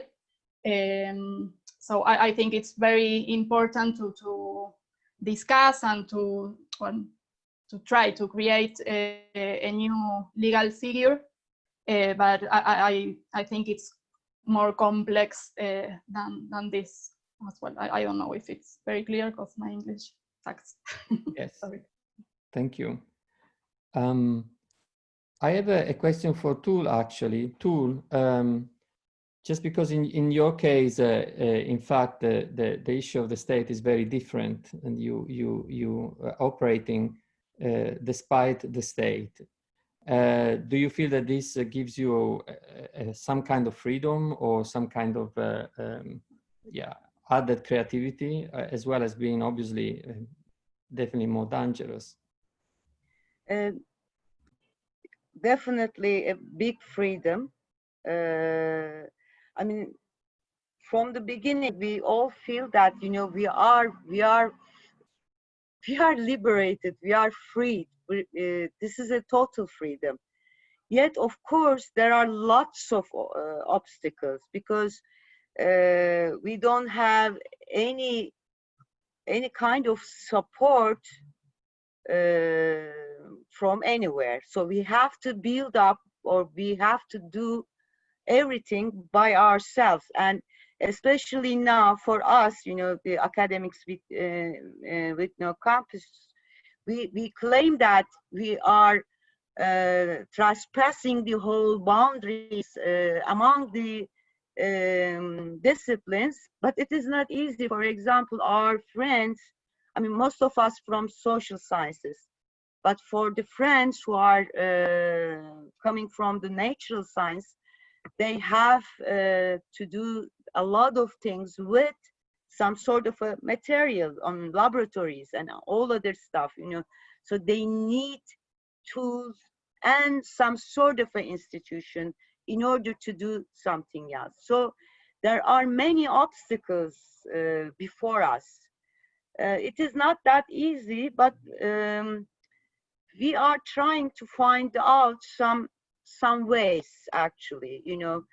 It could be, you know, for example, in the year of 2016 and 2017 in Istanbul, I had one, a couple of one, and then in Ankara some friends had it. We also use like places like squares, parks, to do all those stuff.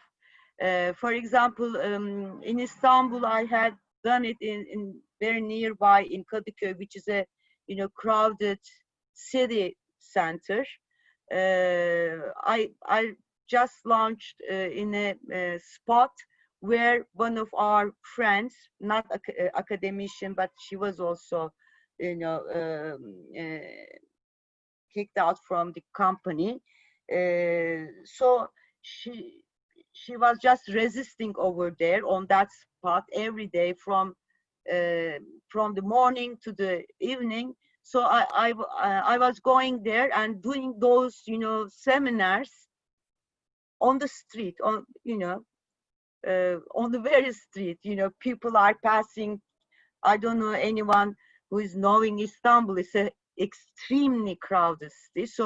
So many people are, you know, passing through, but we are trying to do our seminars, for example, over there. So it's really something that you are looking for a lot of alternatives and possibilities, and, you know, hanging around them and try to find and try to hook on something else.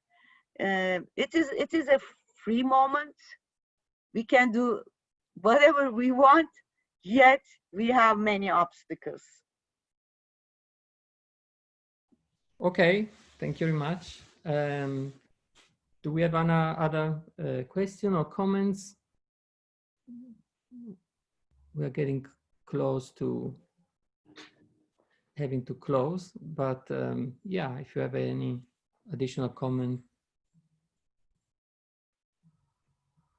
Maybe I can say something, mostly because Nikolai is pressuring me on the chat to intervene, but I feel quite hesitant as I could not follow all your conversation that sounds really interesting. I'd like to go back to the recording later on.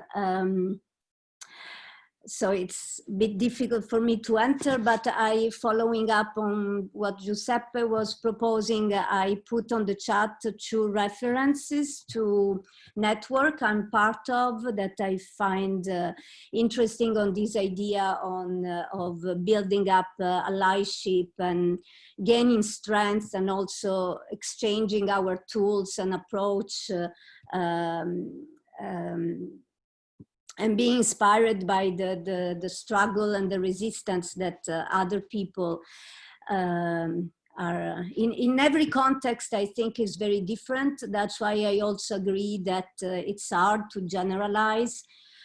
For example, for the work we do in the southern of Italy with Free Home University that I share also with Nikolai, we use art as a leverage. And you know, we do a lot of work with communities of struggles, being farmers or migrants and refugees or LGBT activists, and in a way using the framework of art and education that give us some opportunity, funds, legitimacy to intervene and build up and support each other. And a lot of this work is about listening to this community and then creating program and even changing our curriculum to really include this incredible knowledge, because these communities of practice are really knowledge production sites. And the idea is also to really bring together different perspectives. And in this, I think there is this really great network that is called the Global Tapestry of Alternative. Is scholars, activists that are very close to many communities worldwide, and they really connect the question of economy, environment, education, radical democracy, and they gather together experiments and practice of alternative. So it's been for me really a great source of knowledge to be part of what they are doing. They also have a subgroup which is mostly scholars. And again, it's mostly in the post-development, decolonial framework and environmental studies. And then I'm also part of the Ecoversity Alliance informal network. And this is mostly taking the question of education from the ecology, the ecosystem, and social struggle. And is mostly, again, what we could call the global South experiences. We consider ecoversity whatever experience is connected with learning. So it can be a permaculture farm as well as a small school or homeschooling. This is part of this ongoing movement of unlearning or deschooling, and including a lot of this legacy from popular education to the freedom schools, so to the free anarchic schools, but also experiment that stemmed out from really small communities. And for me, it's been quite inspiring, especially because there are a lot of indigenous groups that inform this alliance. And yeah, to just, you know, that for me has been even more than our theoretical or political background. It's been really giving example of how to approach of the needs of a shift of paradigm that is really upon us to produce, because it's really all these different realms are so connected, and education is definitely the first foundational step to revise all our relations with our environment, with our social context, social infrastructure that we also reproduce as we institute even alternative forms of organization. So I just wanted to say that I put a few references there And everyone, we are actually actively starting a Euro-Mediterranean Ecoversity regional initiative. So I think a lot of the wonderful experience you have mentioned could come into this reimagining education in connection with all the other struggles. And yeah, in Brazil, there is many groups that are already part of our initiatives, and it's been really enriching and really necessary to do this work of gathering and commoning and rethinking together. Great, thank you. That sounds really great. And yeah, hopefully we will continue to keep this network alive. And we will continue with this iteration on education, on radical pedagogy. And this was first, yes, and exactly. Oh, Dimitri, you want to talk? Yeah. Yes.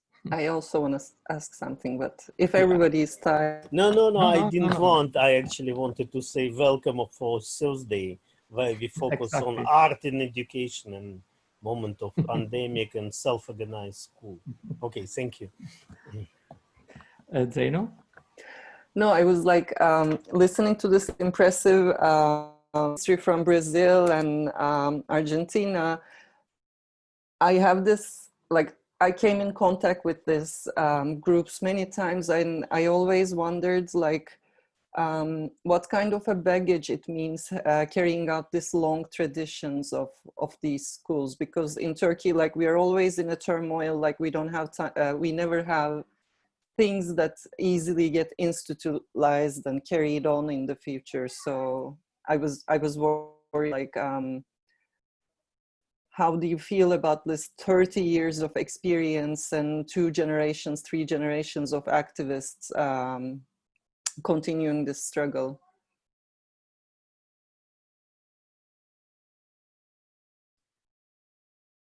Alessandro, você entendeu a pergunta? Estou tentando traduzir. Você... Eu posso traduzir rapidinho. Ela está perguntando como que vocês pensam nessa, porque em Turquia é super difícil ter uma institucionalidade por 30 anos, né? Então, como que vocês vejam nesses 35 anos da luta pelas escolas, de várias gerações de pessoas, que é uma luta muito larga, que às vezes em Turquia é difícil ter uma luta tão comprida, né? Entendeu? Você está mudo. Desculpa. Eu estou meio confuso aqui nas tecnologias. He says, confused with technology sometimes, like I saw. Bom, eu acho, assim, é muito complicado falar em relação à institucionalização, porque aqui a gente tem um processo que é a cada governo o governo muda as relações com o Estado, né? So it's really complicated to talk about institutionalization because here we have a situation where every time you have a new government, they change their relationships with society.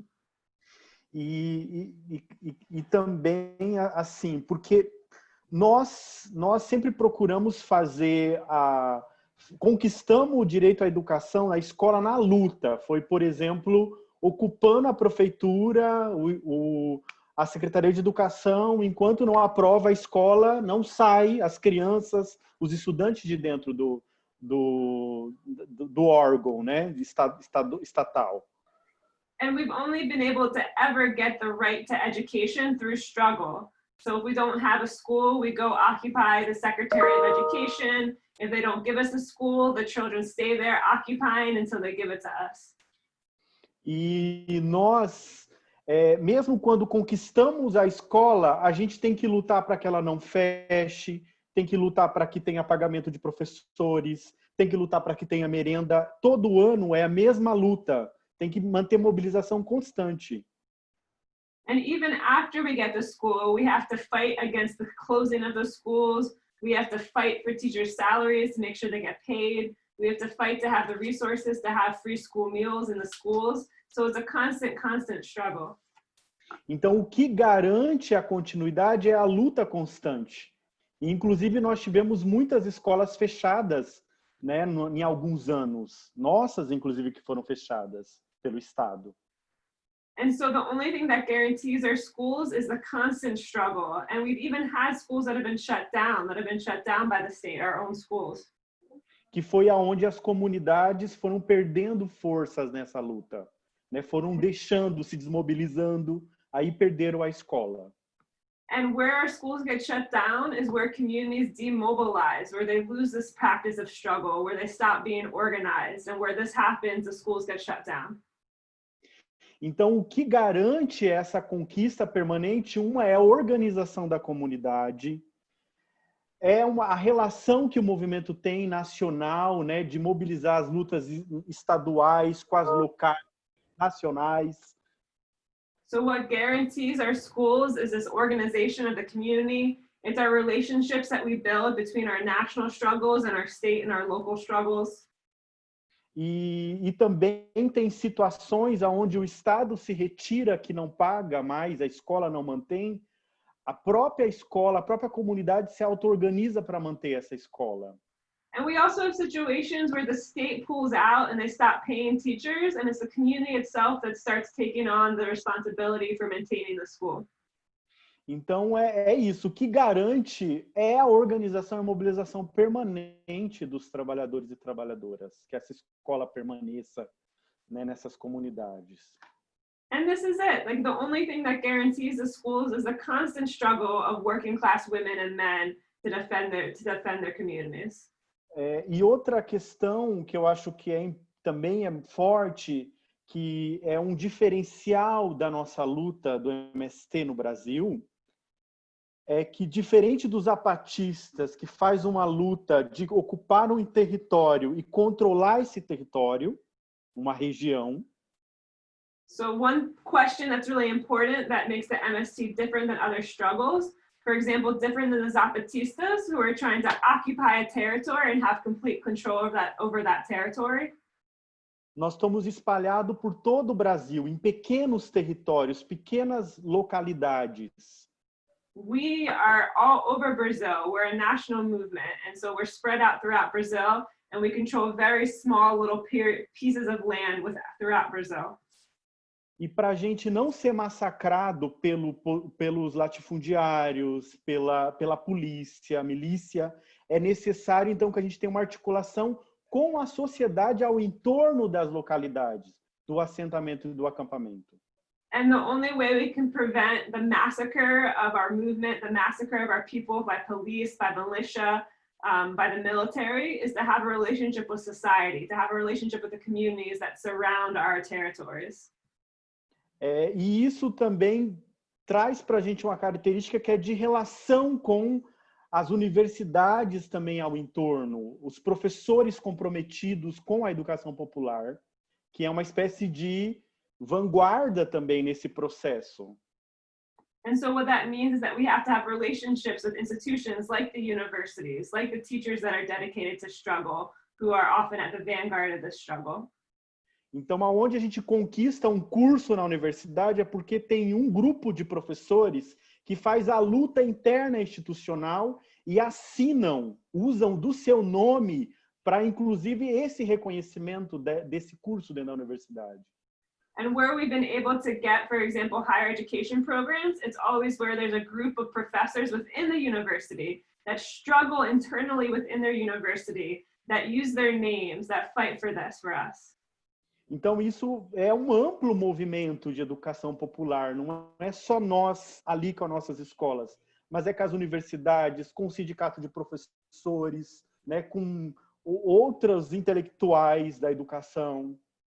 And so this movement for popular education is very big. It's not just us in our schools, but it's the universities, it's within the unions, it's within other institutions. Okay. Isso. Okay. Obrigado. Great. Thank you so much. Okay, so I think we, yes, we are ready to go to finish, but yes, it was really fantastic, and thank you so much, Analea and Becky and Alessandro and Tu. That was, I think, just the beginning, perhaps, of a longer conversation, but I really appreciate, yeah, the time and the presentations. They were really inspiring. Okay, so let's not forget that in 2 days' time we have Dimitri Vilensky with his different take on education in artist project in education with the group Vejave, and that will be fun too. Yeah, please join very soon, in a couple of days. Yes, yes. Yeah, 2 different schools based on the same desire to have particular inputs into artistic and political realm. So, by the way, Dimitri is out to say goodbye to our big friends who are leaving the village right now. So he's keeping the community. Yeah. So yes, please join very soon. Okay, great. Thank you very much. Have a great day. Bye-bye.